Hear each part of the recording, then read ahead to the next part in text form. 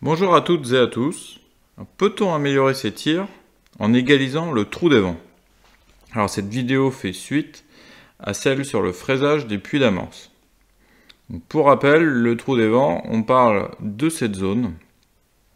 Et là, je peux vous dire que suivant les marques et donc la qualité, la régularité sont pas du tout les mêmes. C'est forcément en lien avec le prix. Je vous montre ici à la caméra endoscopique différentes marques et calibres. Vous allez voir que les différences sont assez notables.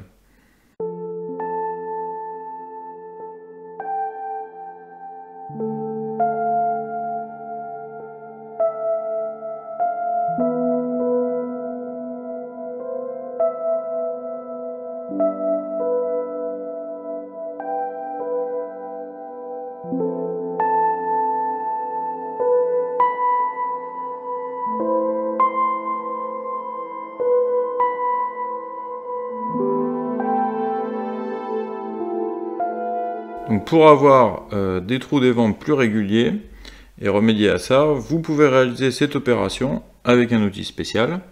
Cet outil, en français, c'est une fraise de trou des vents en général. On trouve plus souvent en anglais avec le nom de Flash-Hole Uniformer.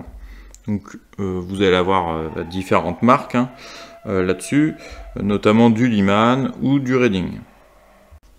Donc si vous voulez plus de détails sur le fonctionnement de cet outil, je vous invite à voir ma vidéo dédiée sur le Lyman Flash-Hole Uniformer. Alors la question que tout le monde se pose, ou peut-être que moi, est-ce que en pratique ça aide vraiment? Alors je dirais que mentalement oui, vous savez que vos étuis ils sont super propres, ils sont uniformes, donc ça c'est très bien. Ça peut vous aider à mieux tirer parce que vous êtes confiant. En cible, franchement, avec pas mal d'essais, j'ai jamais vu de changement. Donc là, encore une fois, je sais que certains vont faire des bons.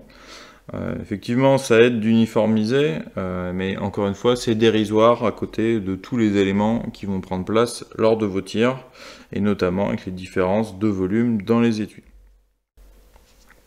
Donc là aussi, pour avoir une bonne idée du fonctionnement, j'ai testé sur appui type bench rest, 50 munitions en 223 et 50 en 308.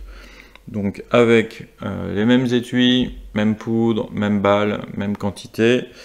Le tout en mesurant la vitesse, l'écart type, l'écart moyen on va dire et l'écart max, et les précisions en cible, le tout à 200 mètres. Et que ce soit en refaisant les trous des vents ou non, les résultats franchement, il n'y a pas de différence. Il y a des légères variations forcément de tir en tir, mais ça affecte rien du tout dans vos groupements ou dans vos vitesses. En revanche, j'ai essayé sur quelques étuis différents, donc des Cellier, Bello et des Norma, toujours avec les mêmes amorces, même quantité de poudre, même balle. Les étuis Norma sont un peu plus petits en volume, et là par contre on voit qu'il y a une vraie différence en vitesse notamment, et en pression aussi. C'est normal, en général on n'a pas l'un sans l'autre.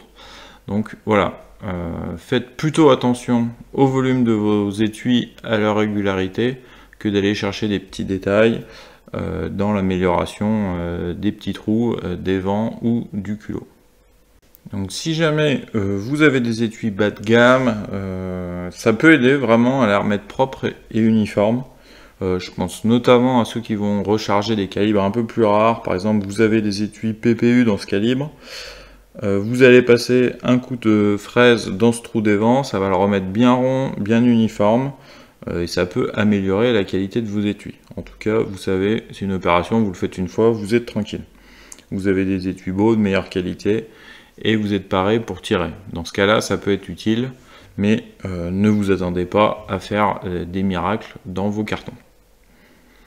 Donc je vous remercie d'avoir suivi cette nouvelle vidéo, et je vous dis à bientôt pour de nouveaux trucs et astuces sur le rechargement.